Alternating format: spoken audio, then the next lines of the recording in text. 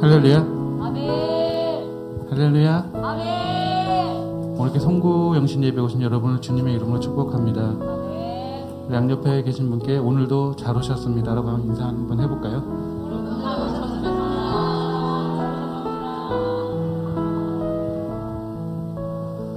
이제 주님께 찬양으로 영광 돌리겠습니다.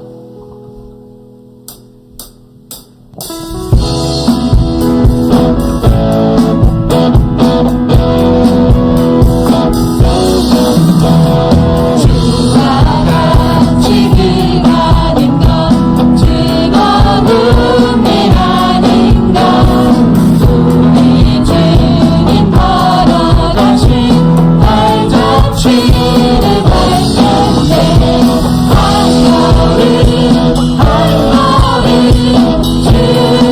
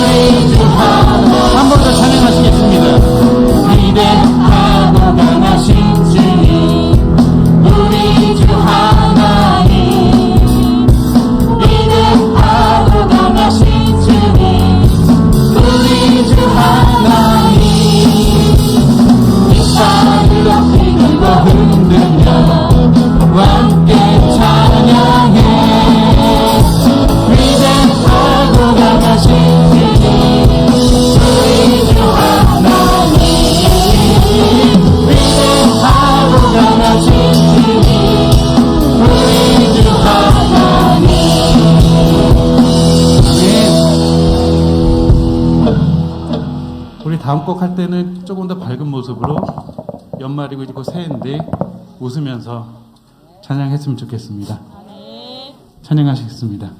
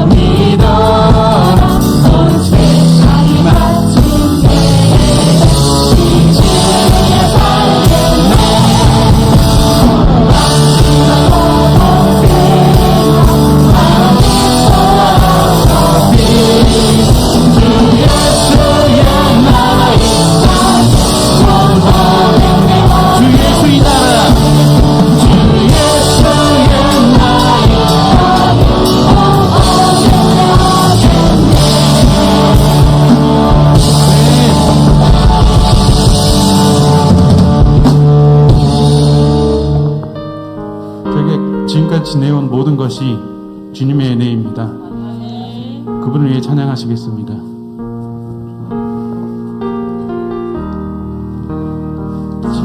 지금까지 지내온 것 주의 크신 은혜라 한이 없는 주의 사랑 어찌 말하랴 자나깨나 주의 손이 항상 살펴주시고 모든 일을 주 안에서 형통하게 하시네 몸도 마음도 연약하나 새 힘 받아 살았네 물붓듯이 부으시는 주의 은혜 좀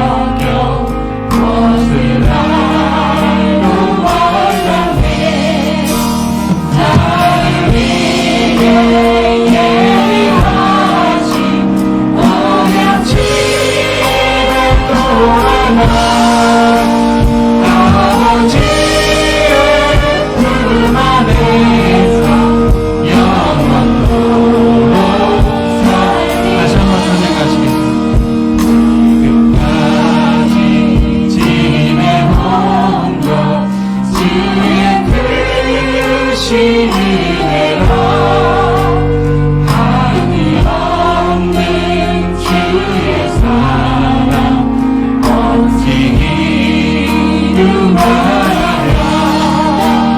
사랑해요 주의 손이 항상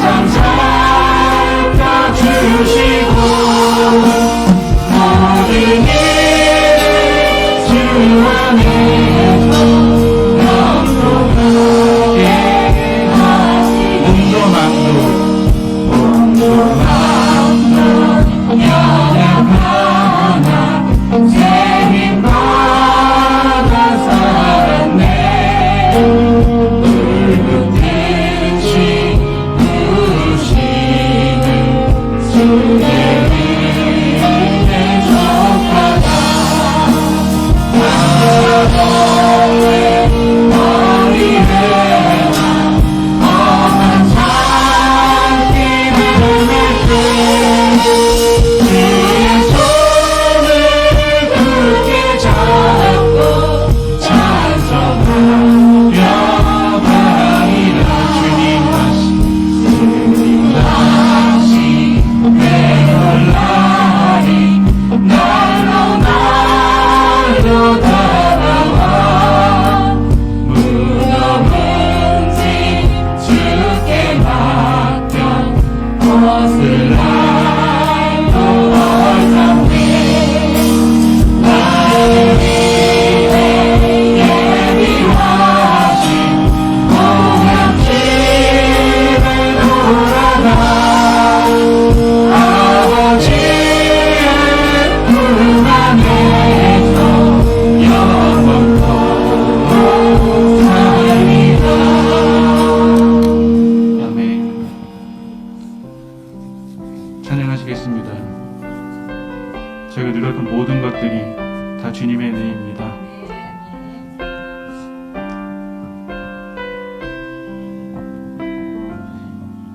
내가 누려왔던 모든 것들이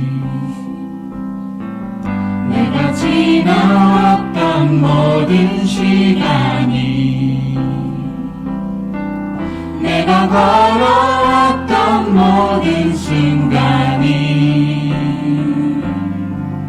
당연한 것 아니라 은혜였어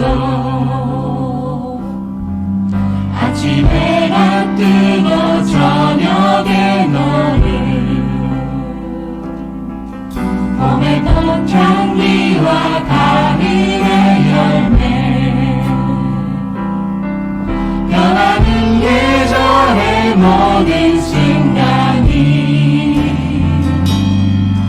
당연한 것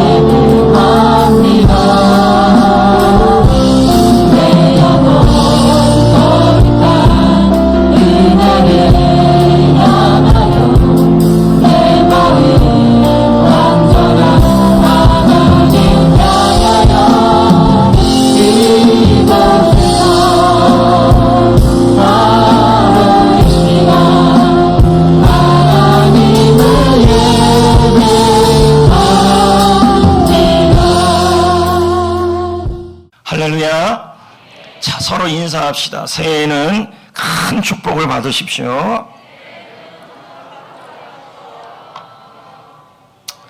네.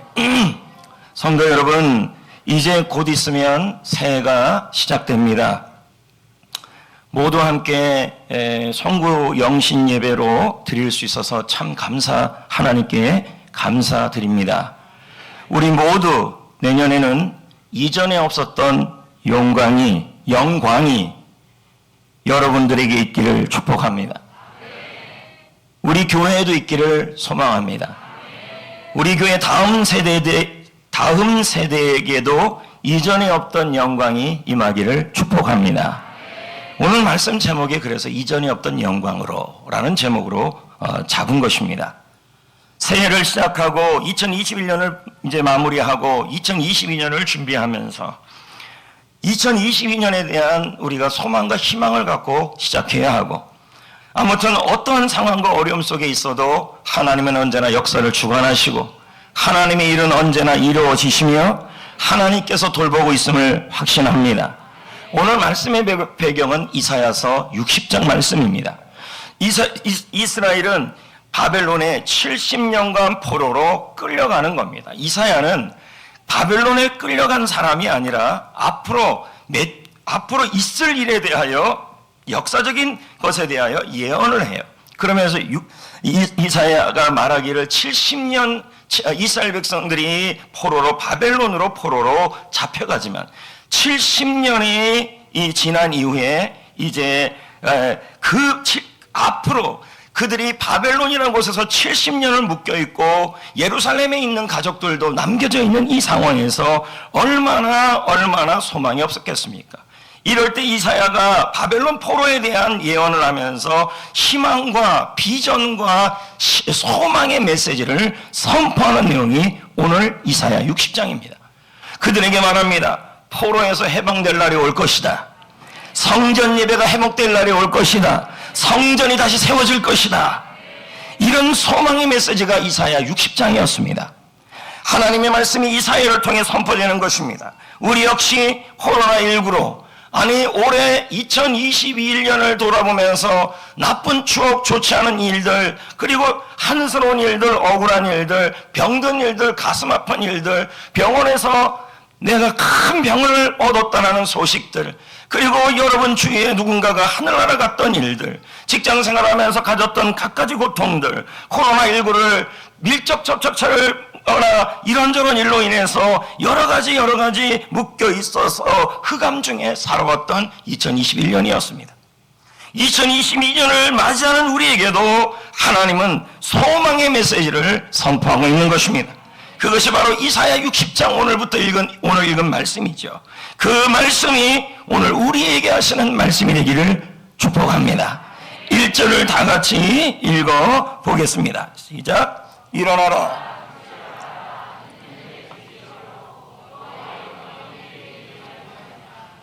자, 포로 70년 동안 있었지 않느냐? 너희들 지금 소망, 예배가 성전이 무너지고, 성전이 폼페이 장군에 의하여 BC 63년경에 예루살렘에 있던 솔로몬 성전이 무너졌습니다. 그 성전이 무너져서 예배가 되지 않고 성전이 무너지고 이제는 포로가 되어서 끌려갔던 그 속에서 하나님께서는 이제 말하는 것입니다. 이제 절망하고 이제 무너져 있던 과거, 포로로 잡혀있던 과거에서 이제 그만 일어나라. 여호와의 영광이 너에게 임했다. 이제 일어나 그 빛을 힘차게 비추어라. 이렇게 말씀하고 있는 것입니다. 이것은 하나님께서 이스라엘 백성들을 성전이 무너지고 나라가 무너지고 경제가 무너지고 사업장이 무너지고 삶의 터전이 무너지는 이 모든 상황에서도 70년의 포로 상황에서도 하나님은 그의 백성을 잊지 않았다는 말씀을 하고 있는 거죠. 지금 여러분, 하나님이 여러분 가운데도 말씀하는 거예요.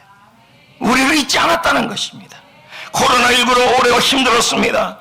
이 말씀이 오늘 우리 귀에도 들려옵니다. 그동안 많이 힘들었다. 많이 눌려 있었다. 경제적으로 눌려 있었다. 가정의 일도 많이 힘들었다. 남편의 일, 배우자의 일, 아내의 일, 자녀의 일로 힘들었다. 그리고 올해 한 해 병원에서의 진단으로 너무 가슴이 아프고 억장이 무너지고 천지개벽할 일들이 일어났다. 그것 때문에 너무너무 힘겨운 2021년이었다. 그러나 이제 깨어나라. 이제 일어나라. 패배의 자리에서 일어나고 눌려있는 자리에서 일어나라. 내가 너희를 통하여 하나님의 일을 시작하려고 한다. 이제 일어나 하나님의 빛을 발하라. 여러분, 그 마음으로 시작해야 된다. 이제 털어내고, 코로나19로 인해 많은 교회들과 그리고 성도님들이 영적인 잠을 자고 있을지도 모르는 것입니다. 코로나19를 시작하면서 13%의 크리스천들이 가정에서 온라인을 통해서라도 예배를 드리지 않았다고 합니다.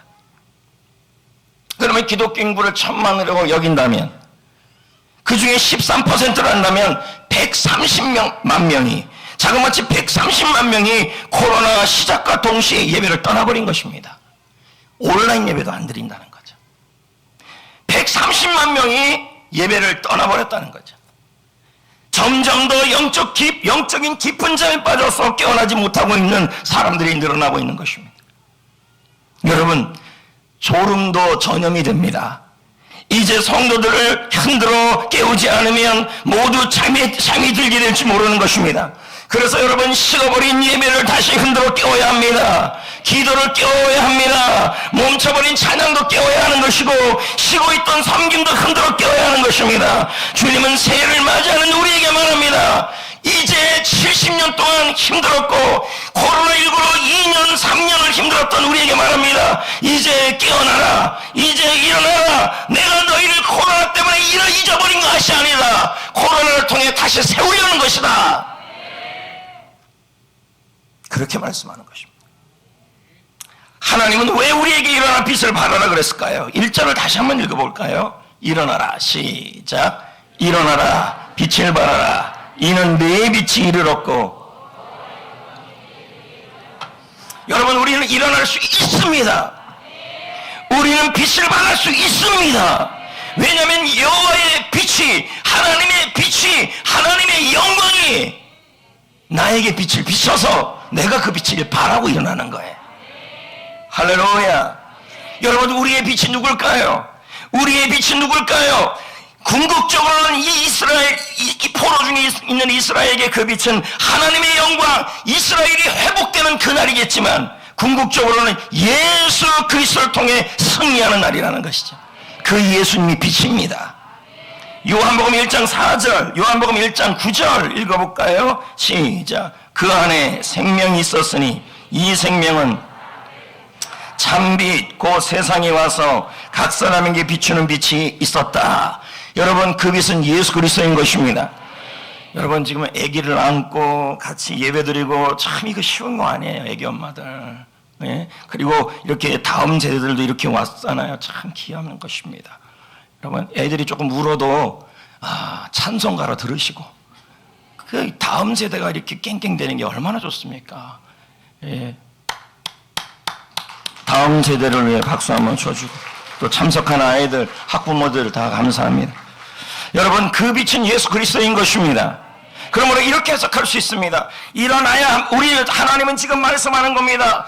우리 성전교회 성도들에게 말하는 것입니다. 2022년 누구로 있지 말고, 꾸부정하게 있지 말고, 낙심하고 있지 말고, 2022년 일어나라. 빛을 발하라. 너는 빛을 발할 수 있다. 그 빛이 예수 그리스도이다. 예수 그리스도가 너희와 함께하고 있다. 그러므로 이미 나에게는 빛이 있다. 그 빛이 생명이고, 그 빛이 평안이고, 그 빛이 소망이고, 그 빛이 능력이다. 여러분, 오늘 여러분에게는 예수 그리스도가 있는 줄 믿습니다. 그 예수 그리스도가 여러분 안에 있어서 그 예수 그리스도를 통하여 이미 내 안에 예수가 있기에, 이미 예수가 나와 함께하기에, 그 예수는 나의 빛이기에 나는 그 빛을 통하여 발할 수 있습니다. 일어날 수 있습니다. 예수님이 일어나게 하여 주실 것이고, 여러분, 우리 인생은요 다른 거 없어요. 코로나를 겪으면서 이거 하나 깨달았으면 잘 깨달은 거예요. 내 힘으로 되는 거 없다. 주님이 도와주셔야 한다. 그리고 여러분, 2021년을 겪으면서 이거 하나 깨달았으면 잘 깨달은 거예요. 내 힘으로 할 수 있는 게 없다. 병에 걸리고 사업장에 문제가 있고 물질의 어려움이 있고 가정의 어려움이 있을 때 그것이 정말 그 앞에서 내 힘으로 할 수 없다는 걸 깨달았다는 거죠. 그걸 깨달았을 때 우리는 뭐예요? 나의 힘으로 안 되니까 이제 누구의 힘으로 해야 돼요? 예수 그리스도와 함께 해야 돼요. 예수님은 여러분 안에 계시고 여러분과 함께 계시는 줄 믿습니다. 함께 계시는 예수님이 빛입니다. 함께 계시는 예수님이 여러분 능력입니다. 함께 계시는 예수님이 여러분의 모든 것을, 그래서 여러분 골로새 말씀에 이런 말씀이 있잖아요. 예수 안에는 모든 하나님의 신성이 있다. 가득하다. 우리는 주님 안에서, 예수 안에서 충만해졌다. 예수님이 여러분과 함께 합니다. 빛 대신 예수님이 여러분과 함께 합니다. 그분이 생명이요 승리입니다. 그러므로 여러분의 사업장에, 여러분의 인생에, 여러분의 질병에 어두우면 이제 그 빛을 발해야죠. 그만.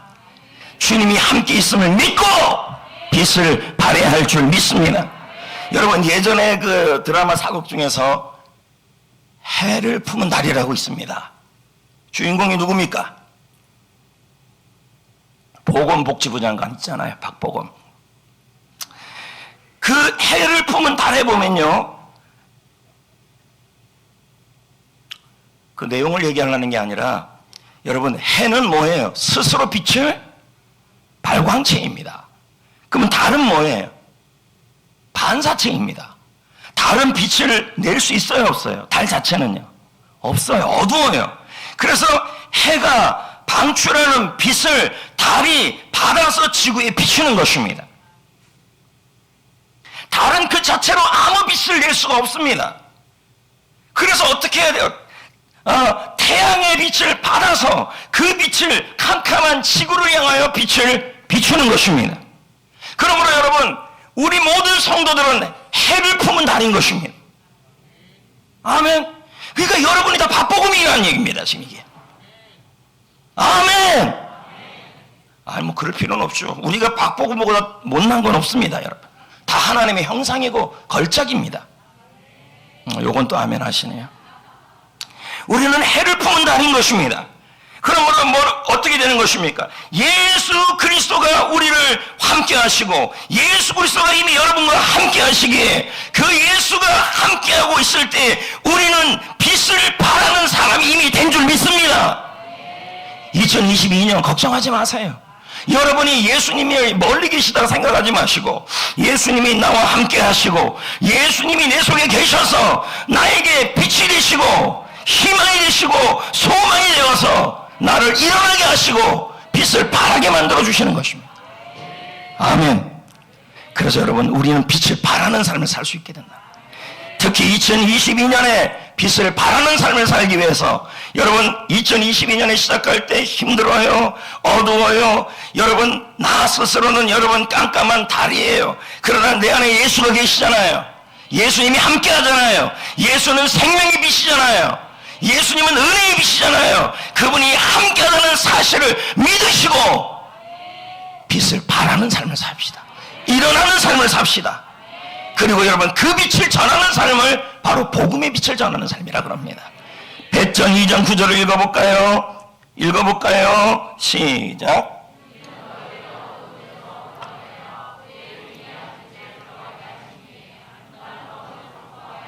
예, 여러분, 예수님을 비추는 삶을 살라고 얘기하고 있습니다. 여러분, 우리 자체는 너무 부족하고 우리 자체는 너무 어두워요. 그러나 달 같은 존재지만 우리는 해를 품은 달이라는 걸 아셔야 돼요. 예수님이 따로 떨어진 것이 아니라 예수 그리스도를 믿을 때 여러분 안에 예수가 계시고 함께 하시고 그분이 생명의 빛으로 지금 함께 하시는 것입니다. 이 사실을 믿고 일어나서 새해에도 복음의 빛을 비치시기를 축복합니다. 할렐루야. 집중 열린 모임, 온라인 해피코스, 이런 것을 통하여 여러분 예수 믿어서 행복한 삶을 얼굴로, 행동으로, 몸이 아파요, 사업장이 힘들어요. 그러나 예수님이 잊지 않았다. 예수님이 함께하고 있다. 예수님이 빛이다. 그 빛이 생명의 빛이다. 예수님이 빛이 비추면 모든 것이 살아난다. 그 마음으로 복음의 빛을 비추면서 힘차게 살아가시라는 거죠. 할렐루야. 또 하나 우리가 빛을 비추는 삶이 뭐냐? 섬김의 빛을 비추는 거죠. 마태복음 5장 16절을 볼까요? 읽어볼까요? 다 같이 읽어볼까요? 시작. 너희 빛이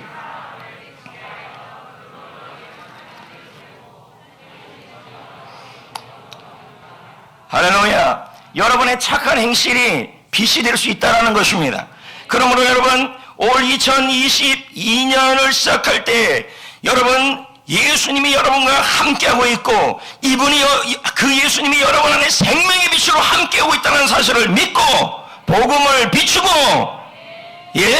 여러분의 얼굴이 복음, 여러분의 행동이 복음, 여러분 빛나는 삶을 사시고 밝은 삶을 사시고 힘찬 삶을 살아가시라는 거죠. 그럴 때 하나님이 힘차게 2022년을 승리케 하여 주시는 것입니다.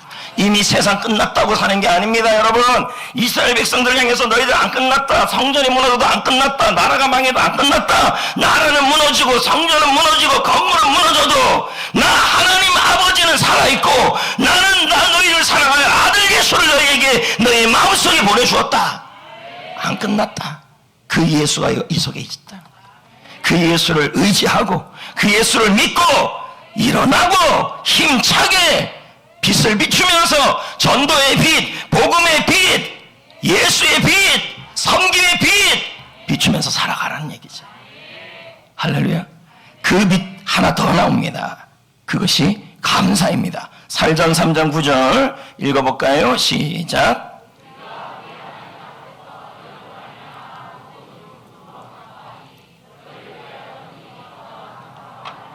여기 기쁨이 빛이에요. 그러니까 여러분 왜 여러분 예수 그리스도를 믿고 구세주로 믿고 천국 가는 성도임에도 불구하고 몸이 아파지고 사업장이 어려워지고 그리고 인간관계가 어려워지면 예수님의 빛이 이 안에 있음에도 불구하고 벌써 이 빛을 다 막아버리는 것입니다. 여러분 속에 여러분의 얼굴에 기쁨이 나타나고 복음이 전해지고 복음이 나타나고 능력이 나타나고 감사가 나타나고 섬김이 나타나고 그렇게 나타나는 것은 뭐예요? 내 안에 생명이신 생명의 빛이신 예수님께서 계신다는 사실을 의뢰하고 의지하고 지금 믿으라는 얘기예요. 그럴 때 얼굴에 빛이 나요. 얼굴에 기쁨이 나요. 얼굴에 기쁨이 나요. 기쁨이 생겨요. 그리고 그 사람은 복음의 능력을 전해요. 행복해요. 그리고 섬기려고 그래요. 그것뿐입니까? 감사가 나와요. 지금 대한민국은요, 분노, 그리고 증오, 분열, 가득 찬 게 보입니다, 여러분. 사단은 지금도 우리 대한민국의 사람들의 행복을 빼앗고, 그리고 도둑질 하려고 하고 있습니다. 여러분, 졸리세요? 한번 물어보고 싶었어요. 좀 웃기는 얘기 해줄까요? 이 한복이 제가 담임 목사 되고 한 한복이에요. 한결같이 입는데 지금은 완전 핏이 딱 맞아요. 나도 오늘 입으면서 그 생각이 들었어요. 야, 18년 전에 이거 입었을 때는 몇 번 해도 이게 참 얄쌍하고 그랬는데 지금은요, 딱 조금도 흐트림이 없어요. 이게 묶는데도 안 묶어도 돼요. 그래서 저는 생각했어요. 내 은혜가 내게 족하다. 여기서 덧좀 큰일 나는 거고. 그래서 너무 잘 맞아요, 여러분. 매년마다 고민을 해요. 한복 입지 말까? 그만 입을까? 그래봤자 1년에 한 번인데. 한복 스타일 아닌데. 나 젊은 목사인데. 그래도 여러분은 1년에 한 번 새해니까. 여러분, 지금 대한민국을 보십시오. 분열, 분노, 증오, 헐뜯고. 근데 가만히 보면 이게 다 영적 전쟁이에요. 사단은 도둑질하고 죽이고 멸망시키는 일을 해요. 특히 서로 간에 행복을 빼앗고 기쁨을 빼앗고 영적 전쟁에 무슨 총칼을 들고 그 나가서 싸우는 것은 아니라는 거예요. 여러분, 영적 전쟁에 이기려면요, 선한 영향력을 미쳐야 하는 거예요. 우리 크리스찬들은 빛입니다. 왜요? 내가 빛이 이 빛이어서 빛이 아니라 내 안에 예수 그리스도가 생명의 빛으로 함께하고 있기 때문에 여러분 우리는 기쁨의 빛을 발하고 감사의 빛을 발하고 복음의 빛을 발하고 성김의 빛을 발하는 것입니다. 할렐루야. 우리가 속한 가정 공동체에 미움이 있습니까? 우리가 속한 회사 공동체, 직장 공동체에 기쁨이 없습니까? 적극적으로 여러분 필요한 것이 무엇이냐면 감사라는 것입니다. 감사가 시시해 보이지만요, 감사가 작은 것 같이 보이지만요, 여러분 감사만큼 큰 영향력을 끼치는 것이 없습니다. 무릇 감사가 있는 자는 받아 풍족하게 되고 무릇 감사가 없는 자는 있는 것까지 빼앗기게 된다 그랬습니다. 감사가 중요하다는 거죠. 제가 한 3달 전에 어느 교수님하고 식사를 하는데 이제 이분은 목회도 하시고 그리고 교수도 하시는 분이에요. 총신대학교에서 강의를 하셔요. 근데 이제 이런저런 얘기를 하는데 자기가 너무 감동받은 이야기를 저한테 하나 해주시는 거예요. 그래서 그 얘기가 뭐냐 들어봤더니 자기가 이제 실천신학을 가르치는데 어느 날 예물에 대한 걸 가르쳤다는 거예요. 감사, 추수감사에 대한 그런 감사에 대한 걸 가르쳤는데 한 신학생이 이 교수님이 목사님에게 찾아와서 이렇게 말하는 거예요. 신학생이 이 신학생이 이렇게 말했어요. 자신은 추수감사절 헌금을 매일 1,000원씩 저금통에 저금을 해서 매일 조금씩 매일 저금을 했다는 거예요. 그래서 1년을 감사하는 감사절이 추수감사절이기에 자기는 1,000원씩 저금을 해서 그 36만 5천 원을 1년에 한 번씩 꼭 드린다는 거예요. 그런데 여러분도 알다시피 신학생은요 그렇게 풍요로운 사람들이 아니에요. 책살 볼 돈도 없고요. 그리고 뭐 때로는 밥을 굶어야 될 사람들이 신학생들이에요. 근데 이 신학생이 1년을 하나님께 감사하는 그것을 내가 매일 심겠다는 거예요. 매일 심어서 1,000원을 심어가지고 그렇게 해서 그것을 하나님께 드려서 감사로 드리겠다고 했던 신학생이 그 교수님께 그 얘기를 한 거예요. 그 교수님이 마음에 큰 감동을 받았어요. 그래서 교회로 돌아와가지고 이것을 해보자. 그래서 자기네 교회에다가 이걸 적용을 했어요. 만약에 이런 거죠. 목사님, 사모님 합친 게 아니라 목사님 따로 매일 1,000원씩, 사모님 매일 1,000원씩. 근데 그 집에 애가 하나야. 다행이에요. 그 집은 다행이에요. 그래서 그 집 애도 매일 하나씩. 그러니까 3명을 한 거예요. 그분은요. 근데 그 교회가 거의 그런 분위기라는 거예요. 근데 제가 어느 날 또 어느 목사님하고 우리 노회의 어느 목사님하고 실제로 이 얘기를 또 들었어요. 자기네 교회 얘기를 하면서 이 교회는 목사님 따로, 사모님 따로, 자녀 따로 매일 1,000원씩 하나님 앞에 1년을 감사하고 준비하는 마음으로 하나님 앞에 여러분 감사도 씨하시고 예물도 씨하시니 하나님께서 창세기 1장 말씀에 뭐라 그럽니까? 그 종류대로 열매를 줄 거다. 그러니까 많이 심으면 많이 거두게 할 거다 하는 그 말씀을 붙들고 그 목사님, 그 교회 성도님들이 1년에 한 번 하나님께 감사하는 최고의 날에 매일매일 하나님 앞에 1,000원씩 저금을 한 거예요. 감사 저금통에. 근데 그 교회는요, 이게 문화가 돼버린 거예요. 지금 우리 노예 교회예요, 이게요. 그 교회 목사님 따로, 성도님 따로, 장로님 따로, 권사님 따로 이렇게 지금 드리고 있는데, 근데 그 교회 목사님이 저한테 그 얘기를 해요. 그렇게 하나님 앞에 최선을 다해서 추수감사절을 매일매일 씨앗을 심듯이 오늘 하루 감사를 심고 또 하루를 심고 각자 같이 심는 게 아니라 자기가 그렇게 심고 심었는데 이런 말을 해요. 성도님들의 삶과 사업장에 변화가 일어나기 시작했대. 그걸 교회가 빚을 안 지더래요. 신기한 얘기를 하는 거예요. 여러분, 지금 여러분 성도 한 명씩 매일 1,000원씩 감사하여 추수감사절 예물을 드리면 36만 5천 원이에요. 그러면 두 명이면 73만 원이에요. 3명 말도 하기 싫어요, 지금 저는요. 너무 많아지는 거죠. 그런데 가만히 생각해 보면 매일 하루하루는 너무 감사할 것 뿐이에요. 왜 그런지 아십니까? 여러분, 하루에 심장이 하루에 몇 번 뛰는지 아십니까? 10만 번을 뛰어요. 근데 그 심장이 뛰는 걸 너무 당연하게 여긴다는 거예요. 또 우리 몸속의 혈액은 하루에 2억 7천만 킬로미터를 달려요. 하루에 숨 쉬는 횟수가 2만 3천 번이에요. 한번 보세요. 폐는 자기가 알아서 쉬지 않고 지금 호흡하고 있어요. 이 모든 일이 약간의 차질만 생겨도 그날 우리는 살지 못해요. 하루를 못 살아요. 수고하지 않아도 심장이 뛰고 폐가 호흡해 주니 이게 하나님의 은혜고 하루하루가 은혜라는 거예요. 이 생명 하루하루가. 전기값을 한번 따져본 일이 있습니까? 보통 가정집 전기값이 한 달에 평균 얼마 나옵니까? 5만 원, 10만 원씩 나와요. 1년이면요, 5만 원씩 계산하면요, 1년이면 약 60만 원이에요. 60만 원. 근데 여러분, 우리는 햇빛이라는 이 전기, 그리고 전기를 만드는 이 모든 것을 어떻게 씁니까? 그저 계산하면, 그러면 360일 하루도 쉬지 않고 쓰고 있는 햇빛값을 요금으로 계산하면 얼마나 될까요?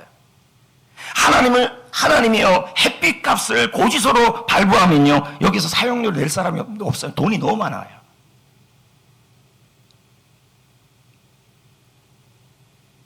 병원에서 여러분, 하루에 산소호흡기를 사용하는 비용이 얼마인 줄 아십니까? 하루에요. 30만 원이에요. 그럼 교통사고 나서 산소통을 설치해서 인공호흡을 시키는 경우도 많은데 산소값이 꽤 비싸요. 그럼 3일 동안이면요. 3일값 산소호흡을 쓰면요. 여러분, 얼마냐면 3일 동안의 가격이 거의 90만 원이에요. 근데 우리는 이 산소를 무료로 쓰고 있어요. 매일매일. 하나님께서 여러분 집에 공기청정기래요. 공기 사용료를 청구한다면 얼마 것 같아요? 하루에 30만 원씩 계산해 보세요. 1년이면 이게 나다바질 돈이에요. 근데 우리는 일생 동안 산소를 공짜로 마시도록 해주신 것에 감사하지 않는다는 거죠. 예? 여러분, 지금 소변 잘 하시죠? 그럼 여러분, 하루 신장 투석하는 가격이 얼마인지 아십니까? 예? 이것저것 생각해 보면요, 여러분이 심장이 건강한 것도 이것도 은혜예요. 너무 당연하게 소변을 당연하게 화장실에서 소변을 보는 것도, 그게 신장 투석하지 않고 보는 것도 그것도 은혜라는 게, 돈으로 계산하면요, 하루하루 계산하면 어마어마하다는 거죠. 고 오카는 목사님이 이런 말을 하잖아요. 지금 당장이라도 내 속의 혈관, 아주 신랄 같은 혈관 하나만 터져도 막혀도 모든 게 다 끝난다. 그런데 하나님의 은혜로 우리는 또 하루가 주어지고 또 하루를 살아가고, 할렐루야. 이게 다 하나님의 은혜라는 거죠. 저는 여러분들이 하나님 앞에서 하루하루를 너무 당연하게 여기지 말고 하루를 감사했으면 좋겠어요. 감사 말로, 감사 행동으로 뿐만 아니라, 하나님, 나에게 이 하루의 공기, 하루의 햇빛, 하루의 혈액, 하루의 소변, 너무 감사해서 감사 저금통에 하나님 내가 드릴 건 1,000원밖에 없어요 하면서 그렇게 매일 한번 드려보십시오. 그것이 여러분 어떤 거냐면, 하루를 계산해서 하면은 적은 양인데 1년으로 계산해보면 여러분 부담스러워요. 근데 여러분이 하루를 산소호흡기를 쓴다고 생각해 본다면 그거는 30만 원이에요. 하나님, 오늘 공기 주셔서 감사해요. 오늘 햇빛 주셔서 감사해요. 하나님, 오늘도 나에게 꽃을 주셔서 감사해요. 오늘도 내가 소변을 볼 수 있어서 감사해요. 여러분, 할렐루야, 말을 못하겠어요. 저는 소리를 질러야 소변이 나와요. 이게 너무 그게 힘이 들어요. 목사님, 별 얘기를 당한다 그러면. 그러니까 소변 잘 나오면 감사하게 여기세요. 너무 감사해요. 소변 볼 수 있고, 내가 밥을 먹을 수 있고, 몸에 암이 있고 뭐가 있는데도 내가 이렇게 살아있고 숨을 쉴 수 있고, 하루하루를 계산하면요, 하나님께 내가 감사 미션하는 것도 당연한 일이고, 하나님께 감사하는 것도 당연한 일이고, 최소한의 하나님께 감사를 심어서 1년 동안 추수감사절날 매일매일 감사를 심어보라는 거예요. 매일매일. 그렇게 감사를 심어봐서 오늘 하루 나에게 생명 주시고 호흡 주시고 심장이 뛰게 하시고 나에게 햇빛 주시고 공기 주시고 감사합니다. 너무 감사해서 내가 1년을 계산하면 어마무시하지만요, 하루하루를 생각해 보시라는 거죠. 1,000원을 하나님 저 저금통에 넣습니다. 저는 이렇게 했으면 좋겠어요. 이렇게. 지난 우리 교회도 이걸 올해도 해봤어요. 우리 교회도 해봤는데요, 개인이 한 사람이 매일 1,000원 한 사람이 거의 없어요. 나밖에 없어요. 권준호 목사밖에 없어요. 우리 교회. 부부가 합쳐서 하는, 그것도 대단한 거예요.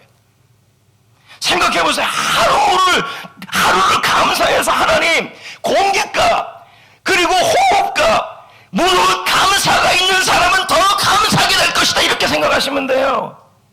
여러분, 하루하루를 감사를 심는데 공깃값으로 계산한다면 하나님께 1,000원 감사를 심는 것도 많은 건 아니에요. 근데 그걸 매일 해보시라고요. 매일 하나님, 너무 감사합니다. 2022년은 날마다 나의 생명, 나의 공기, 나의 호흡, 나의 심장, 나를 생명 주신 하나님께 나의 생명값으로 감사를 심습니다, 이렇게 해요. 근데 1년으로 계산해보면 부담스러워, 이렇게 돼버려요. 과연 여러분 1년 동안 하나님께 감사하는 추수감사절날 솔직히 여러분 어느 정도 하나님께 전심을 다해서 감사를 드립니까? 사실 여러분 공깃값을 계산해도 그 값이 여러분 너무 하나님께 감사를 안 한다는 얘기죠. 저는 매일 감사했으면 좋겠어요. 오늘 생명 주셔서 감사합니다. 내가 이 1,000원을 드리는 것도, 저금통에 넣는 것도 너무 작지요. 예수 하나님이 우리에게 주신 생명값은 하나님의 아들인데 다른 작지요. 그러나 하나님 앞에 나는 한번 심어보겠습니다. 그래서 올해는 일어나라, 빛을 발하라, 여호와의 영광이 내게 임하였다는 그 말씀대로 감사의 빛, 할렐루야, 복음의 빛, 기쁨의 빛으로, 섬김의 빛으로 올해는 일어나기를 원합니다. 하루하루 감사하기를 원합니다. 그 마음으로 살아가셔야 돼요. 그렇게 빛을 비추는 사람들에게는요, 여러분 3절에 보세요, 열방이 회복된다 그래요. 그렇게 빛을 비추고 살아가는 사람들에게는요, 열방이 주께로 돌아온다. 우리 교회 안에 꾸준히 섬김과 전도와 감사를 심어버리면요, 모든 불신 영혼들이 복음으로 돌아온다는 얘기예요. 그것뿐입니까 여러분? 4절에 보세요. 딸들과 아들들이 돌아온다, 이렇게 나오고 있습니다. 4절에요. 예, 4절에요. 이게 뭐예요? 다음 세대가 회복된다, 이 말이에요. 우리 교회가 복음의 능력, 할렐루야, 복음을 능력을 전하고 말씀의 능력을 붙들고 섬기고 기뻐하고 감사하고 여러분이 일어나면 하나님이 우리의 자녀 세대를 책임져 주신다라는 거예요. 여러분 지금 55분인데 끝낼게요. 다음 세대가, 지금 우리 노회도요, 다음 세대가 주일학교가 없는 교회가 70%가 넘어요. 앞으로 더 해요. 그래서 제가 진지하게 우리 그 교육부 지도들에게 부탁드렸어요. 아이들을 주일만 만나지 말고 성경 공부를 시켜라. 내년에는 그걸 해보려고 합니다. 안 하면 제가 직접 다 관리를 할 겁니다. 하고 있나 안 하고 있나. 여러분, 그리고 5절 7절에 보면 이렇게 나옵니다. 5절 6절 7절에 재물이 내게로 오리라, 이렇게 나옵니다. 하나님이 물질의 회복을 주신다는. 여러분, 우리가 할 일은 이거밖에 없어요. 주님이 나와 함께 있다, 그리고 그분은 나의 빛이다, 생명의 빛이다, 나와 함께하는 그 예수님을 믿고 일어난다, 복음을 전하고 섬기고 기뻐하며 감사를 심을 거다. 그럴 땐 뭐예요? 다음 세대가 돌아온다. 그리고 재정이 회복된다. 6절, 5절, 6절, 7절이에요. 그것뿐입니까? 8절, 9절에 뭐가 나옵니까? 하나님의 교회가 회복되는 얘기 나와요. 다시스의 배들이 이를 얻고, 이건 뭐예요? 온 백성이, 섬들이 악마하고 배를 타고 몰려온다는 말은 교회의 회복을 말하는 거죠. 이제 곧 있으면 새해가 시작됩니다. 하나님이 우리에게 말씀합니다. 일어나라, 이제 찬양을 깨워라, 섬김도 깨워라, 기도도 깨워라. 이제 일어나라. 나는 너희를 잊지 않았다. 다시 걱정하지 말아라. 예수의 생명의 빛이 너희와 함께하고 있다. 그 빛을 붙들고 복음의 빛을, 섬김의 빛을, 감사의 빛을, 기쁨의 빛을 발하라. 이전에 없던 영광으로 회복될 것이다. 다음 세대가, 재정이, 교회가 회복될 줄 믿습니다.